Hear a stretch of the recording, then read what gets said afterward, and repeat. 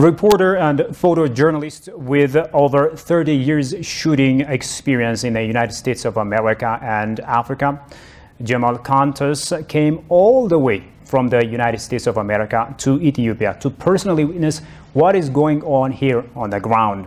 Jamal, who has traveled to different parts of the state of Amhara, is here with me to tell us some of his observations on the ground in this edition of Addis Dialogue. With it, I'm Shifarao, and do stay with us. Jamal, thank you so much for joining me. Thanks for having me.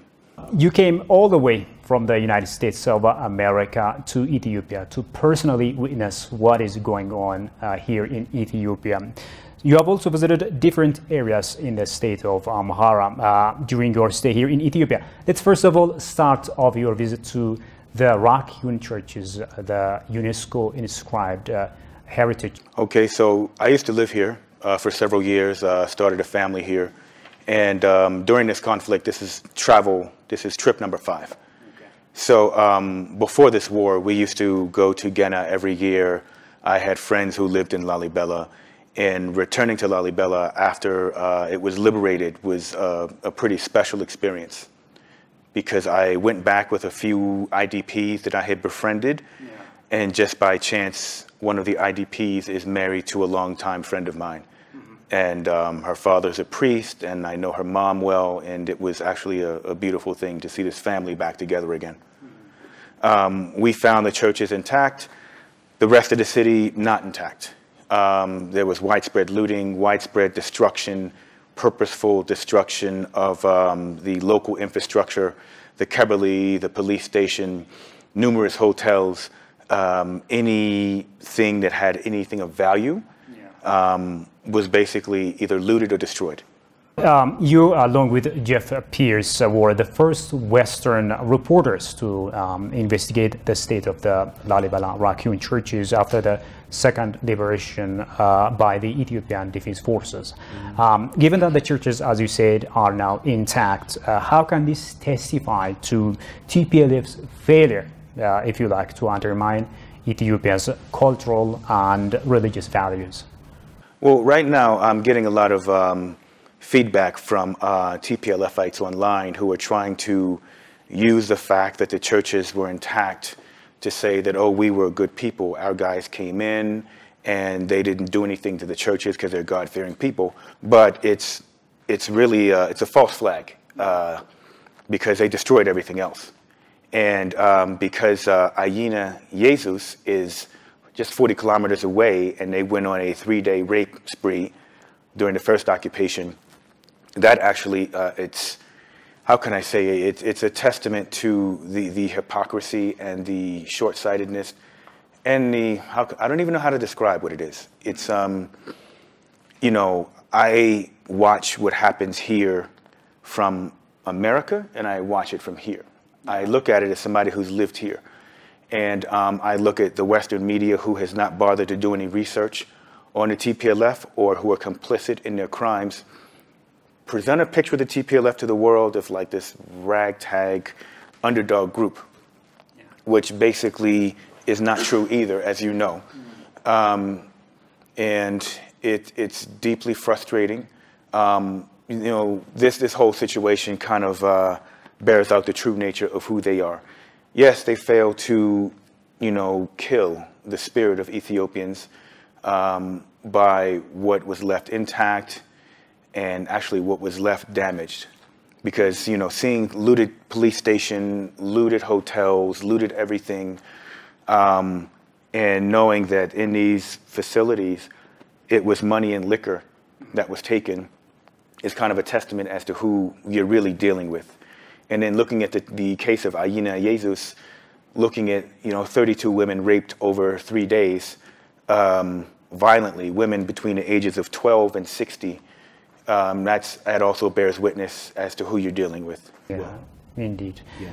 Also, Jamal, as a Western journalist, right, on the spot here in Ethiopia, of course you touched it. What are some of the crimes that the terrorists TPLF committed against citizens in the historic town of Lalibella? that you observed and also you found out from your interviews of the victims of this heinous crime, if you will? I'm not sure exactly of the death count in Lalibella, but I heard that at least 6 individuals, around about 6 individuals were killed over the course of both occupations. I've seen, and it's actually kind of ridiculous, to go into Mountain View Hotel and see that they've taken all the televisions, but they left the remote controls behind. To see, just like you go into hotels and the bars are just drunk clean. You go to Benebebe, and there's all of this like liquor and beer bottles and things outside. When you look at Benebebe and you see how they force themselves into the kitchen to grab whatever stuff they could grab. Yeah, it's flour, but it's liquor. Flour, liquor, whatever other food stuff they can find, electronics. Every safe in every facility we saw in Lalibella was busted open. So it was obvious that this was like, you know, material and money focused looting, you know? And then it was just about psychological terror as well. I mean, there's one instance where one of the IDPs told us that, his wife told us that when they would come and walk around the neighborhoods, when they wanted to signal each other, they would fire into the air. And it's a very terrifying thing to be holding like a 2-year-old and somebody's firing a Kalashnikov into the air to signal his friends to come to get food. You know, they would make the rounds to every house in Lalibella to get food, to get injera or what have you. And it got to the point where the locals wouldn't cook during the day because they didn't want anybody to knock on the door. So they would basically cook at night. So you can imagine holding out throughout the day, and you got kids, and you got all of these things going on, and then you're cooking 12 o'clock at night, so nobody will see the smoke coming from your chimney. You know, the brutality of TPLF against civilians in Amhara region includes gang rape and torture, you know, not to mention the lootings and vandalism of properties and schools. I'm sure you've also interviewed some of the victims of such brutality in other areas that typify TPLF atrocities in Amhara and Afar regions. Tell me more about that. You know, going all the way back to Maikadra, the biggest victims of this whole war seem to be women and children.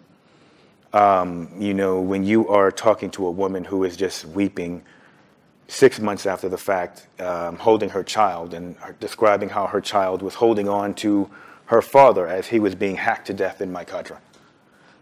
Talking to a family that basically watched their father get taken through a door, a father and his son-in-law driven 40 miles and executed on a mountaintop in Humera.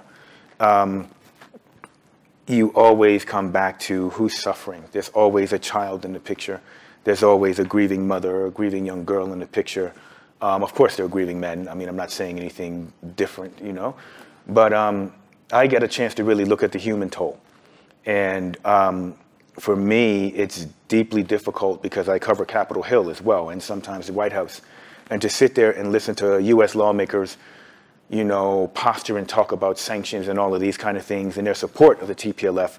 And I get back here, and there's a 26-year-old woman who was gang raped by 3 TPLF men, and you know, her son, who's only 5, he's only this tall, and they kicked him to the side of the room because he just wanted them to stop raping his mom. So now imagine how I feel. I'm saying this selfishly, you know, I sat there just like this with that woman and her son right there, and her son is just shell-shocked. He is traumatized. You know, like therapy easy for the next 5-10 years. And she is still, you know, trembling, shaking, right? And I felt bad about even talking to her because she has to relive that, you know? So then I go back to DC in 2.5 weeks, and I start attending these hearings, and I hear all of these same people who are supporting the TPLF just talking. And I feel things I probably won't even or shouldn't even say on camera. The TPLF seemingly has used a similar trail or pattern of destruction and brutality wherever it went raping women, including the elderly women, destroying and vandalizing of properties in every town and village that it went through. What have you made out of such patterns of destruction, vandalism? This is personalized hatred. This has nothing to do with warfare. This has nothing to do with freeing up a blockade or freeing up humanitarian aid. It has nothing to do with that. This goes back to, that statement in the early party manifesto of Amhara are our #1 enemy. And basically going back to this issue of Western complicity, they're being aided and supported by the West. And, like I said, we know this. I lived here. I lived through the TPLF for the last couple of years. I watched all of this happen as we transitioned into Abiy. I watched the Oromo and the Amhara uprisings that kind of eventually drove them out of power. So I have a solid context of what's happening here. And once again, it's like the people who are making decisions about this country and about the Horn of Africa are racist. I'll just say it. I don't care if they have black friends or black wives, black husbands. They're racist. They're deeply ignorant. They're pure imperialist. And it's disgusting. It's disgusting because I'm looking at the suffering every day. I go to these IDP camps and I see people who had homes, had families. Half the family's missing. The children are missing or dead. Mom is a rape survivor. Home is burned to the ground. Whole town is burned to the ground. And they're eking out an existence in Zanzalima or Enabet or somewhere else, or Debark, far from home. And it's infuriating. It's infuriating because these people who are making these decisions are misinformed and choose to stay that way. TPLF is now cooking up its second wave of genocide fabrications with the help of its, of course, Western allies like the US, the EU, and their diplomatic missions, shoring up such propaganda. This is going on against the backdrop of the fact that Ethiopian defense forces have been ordered not to enter Tigray or Mekelle. What are some of your observations, your comments in this regard? I'm at a loss for words. I mean, my last trip here, I was determined to go back to Humera. And basically, the Humera bodies in the river story from CNN was already debunked massively, right? You've got, bodies that are preserved that in the state of preservation marched to the edge of the river and got shot. I mean, it was ludicrous. So, it's just like what's happening is the Western media the TPLF is using the Western media, some Western media, to take advantage of Western ignorance of Ethiopia and Western ignorance of TPLF. So I am strategizing constantly because, for me, this is a truth mission, in general. How do you circumvent that or debunk it before it even hits the airwaves, I've had conversations with journalists in DC who think that it's too fantastic. They can't even fathom that the TPLF would freeze bodies and then dump them in a river to fake a genocide, And that's, again, because journalism has taken a major hit over the past 10 or 15 years. I mean, you have people who are so focused on self and ego that they can't actually be objective reporters. And I think that's the main thing that is hurting the Western media, in my opinion. And I think that's something that Getachew took advantage of, I know it's not just Getachew Reda, but it's a bunch of people who are complicit in this whole media, how can I call it, web that they built to disseminate false information. Okay. Also, let's also talk about this hashtag No More movement. As you know, this movement has been going on across the globe by Ethiopians and friends of Ethiopia. However, many say it is going on in a fragmented way. And in this regard, what should be done in your views so that it could be more powerful or institutionalized for stronger messages and results, such as, for example, the Black Lives Matter movement in the USA? Well, you got to remember, the Black Lives Matter movement was galvanized by the fact that we had actual images and video of people being murdered, right? I've talked to people who never seen the pictures from Italia. People, they've never seen the pictures from Mexico. They've never seen the pictures from China. They've never seen any of these photos. Yeah. They may see, like, you know, granted, I mean, I'm not in the business of promoting gore or disrespecting people in any way, shape, or form. But visually, there's a loose attachment to the reality on the ground.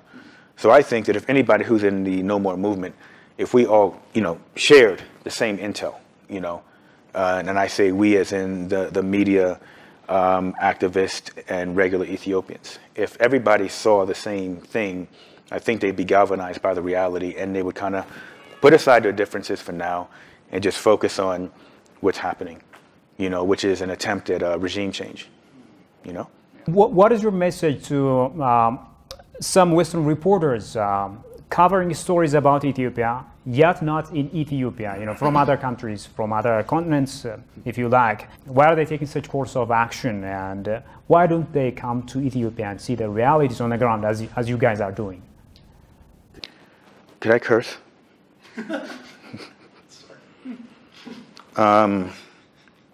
It's a joke. It's a joke. I grew up in the era of Vietnam. Like, one of my inspirations was Larry Burroughs, combat photographer, as well as other photographers who operated from Vietnam up to Desert Storm and beyond. And part of what journalists did was always go where the news was.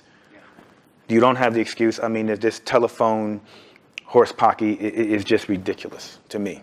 And then people will sit there and say, oh, well, we can't have access because the government makes it hard. I've been here 5 times. 5 times. I wrote the information down. I filled out my applications. I went to Ministry of Foreign Affairs, broadcast media, or the media bureau. I forget the name of it, broadcast bureau. And I went through the process of getting my paperwork done. I had a UN credential. I don't know if I'll still have it after this conflict, but I had a UN credential, and I had my regular press credentials for the US. If you are an accredited journalist and you follow the steps, you can get in to cover this conflict. I think that a lot of times the people who have come here to cover the conflict are, you know, basically swimming in white privilege. And they're swimming in an arrogance that I've seen in other parts of Africa, where people feel like, well, I'm from, you know, London, and I should be able to just walk in here because you guys are savages. You guys are like, you're Stone Age, you're primitive. So I should just be able to do what I need to do and leave. I don't have to, like, go by your rules. And that's the problem. You know, there was a journalist who used to work here, who used to show up at the Prime Minister's office in shorts and sandals, right? You're going to the office of a leader of a sovereign government of a nation, and you're going to be that disrespectful to walk up in shorts and sandals. I can't even get into the White House without a tie on and khakis, let alone a suit. You know, so what happens is people, they don't show Africans in Ethiopia the same respect that they show their own nations, you know? So I think there's a great degree of arrogance and, quite frankly, kind of biased, racist behavior that influences how people try to approach this. So first thing is, be respectful of what you're going to cover, learn about it, learn both sides, learn the history of the country, and then start the process. You know, being white just doesn't give you a ticket to come to Ethiopia and report. As you know, Ethiopian expats are coming in great numbers back to their motherland, Ethiopia. And this is going on against the backdrop of hysteric calls by some Western nations to leave Ethiopia as soon as possible. So what is the message of this diaspora wave, so to speak, flocking to Ethiopia, and how can it refute the claims of some Western nations? I look at this 2 ways. I think this is a message to Africa. I think this is a message for Africa to now be focusing on being completely self-sufficient, new economic ventures, new relationships, new just a new outlook and management of self and resources to basically empower yourself. I think it's disgusting, actually. I harp a lot on, you know, my family and its military history and what have you, and I think it's a joke that you know, I've had generations of people before me who went to serve the U.S., and the U.S. has now kind of sunk to this level and just kind of bore itself as this imperialist beast, you know? And it's embarrassing in the age of social media when the State Department can say, issue a travel advisory, and I have friends walking through in Toto Park or walking downtown, you know, eating kitfo if they're not fasting, or doing whatever, and just living life, you know? And then I'm getting pictures from elsewhere in the country that kind of demonstrate, you know, okay, the war is here, but then life is happening here in this way. And so the State Department and the West, they're getting caught in these really bad lies, you know? And it actually is embarrassing, and it really, you know, bears out who you're dealing with again, you know? Well, Jamal, thank you so much for your wonderful ideas. Thanks for having me. Thank you. Well, dear viewers, with that we come to the end of today's program, and many thanks for watching us. Till I see you next time with another program. It's goodbye from me, Shfara Olako. Bye-bye.